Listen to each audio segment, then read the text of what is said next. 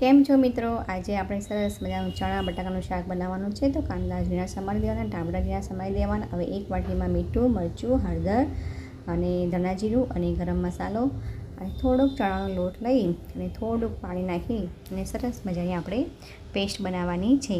આ કઠોળના ચણા લેવાના છે અને એમાં બટાકા એડ કરવાથી શાક એકદમ સરસ લાગે છે અને છોકરાઓને પણ ભાવશે.